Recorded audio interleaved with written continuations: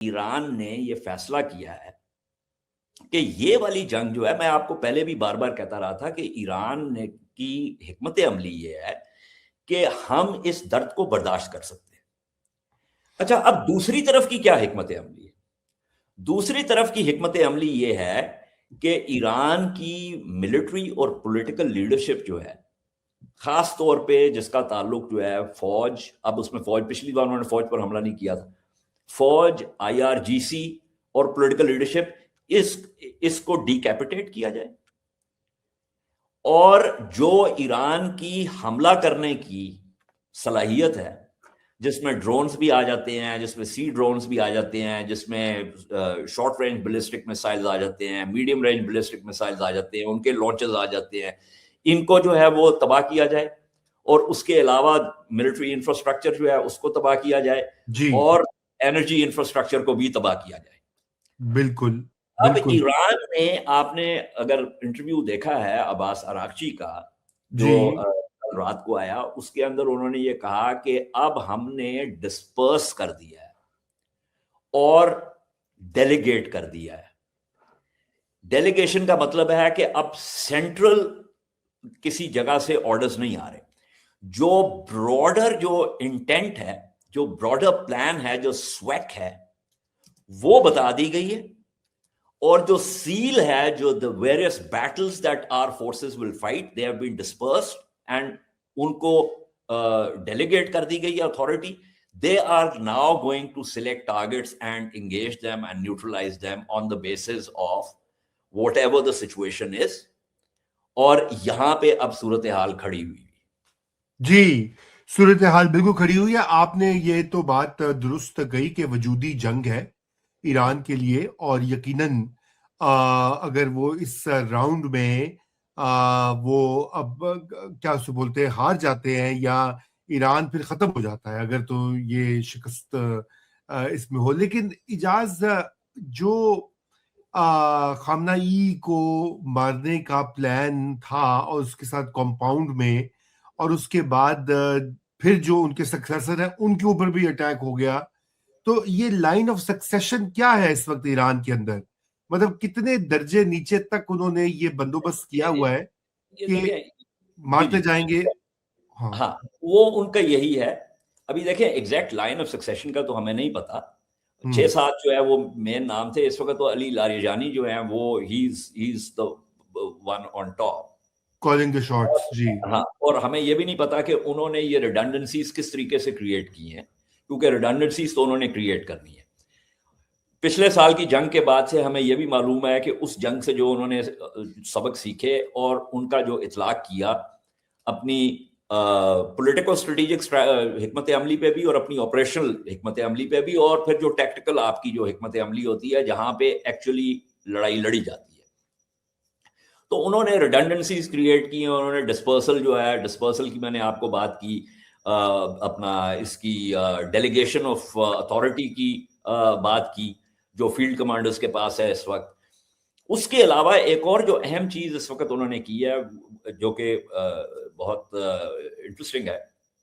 وہ یہ ہے کہ انہوں نے پرے کے پرے جو ہے وہ میزائلوں کے نہیں بھیج رہے، وہ ایک آپ کو مکس بیگ میں جو ہے وہ ویوز آتی ہیں، جس کے اندر آپ کے اولڈر جنریشن ماڈلز بھی ہیں۔ مقصد ان کا یہ ہے کہ جو انٹرسیپٹرز ہیں، وہ پیٹریوٹ کے انٹرسیپٹرز ہوں، وہ تھارڈ کے ہوں، وہ ایرو 2 ایرو 3 ہوں، وہ ڈیوڈ سلنگ کے ہوں، وہ آئرن ڈوم کے ہوں، یہ ان انٹرسیپٹرز کو جو ہے وہ ایگزاسٹ کیا جائے۔ اب یہ بھی ایک لڑائی جو ہے وہ یہ ایک لڑائی اس طرح کی ہے کہ ان کی کوشش ہے کہ لانچرز کو تباہ کیا جائے، ایران کی کوشش ہے کہ لانچرز کو بچایا جائے، اور مختلف اوقات پہ ویوز بھیجی جائیں میزائلوں کی، تاکہ ان کے انٹرسیپٹرز جو ہیں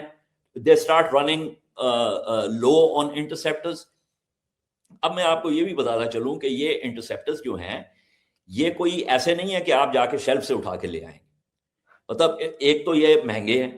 دوسری بات یہ ہے کہ ان کو تیار کرنے میں جو ہے بہت وقت لگتا ہے۔ تو پچھلی دفعہ بھی 12 روزہ جنگ کے بعد جو ہے یہ صہیونی ریاست started and also the United States started running low on interceptors۔ اب ایک میزائل کو انٹرسیپٹ کرنے کے لیے آپ کو کم از کم 2 انٹرسیپٹرز جو ہے وہ فائر کرنے پڑتے ہیں, اف ناٹ 3. ٹھیک. تو اب یہ ایک بلی چوہے کا کھیل ہے کہ یہاں پہ لانچرز ڈسٹروائے کرنے ہیں تاکہ ان کی صلاحیت جو ہے وہ میزائل فائر کرنے کی وہ ڈیگریڈ ہو, اور ایران نے اپنے لانچرز کو اور میزائلوں کو بچانا ہے, لانچ سائٹس کو بچانا ہے تاکہ وہ میزائل لانچ کر سکیں اور انٹرسیپٹرز کا جو سٹاک ہے اس کو ڈپلیٹ کر سکیں.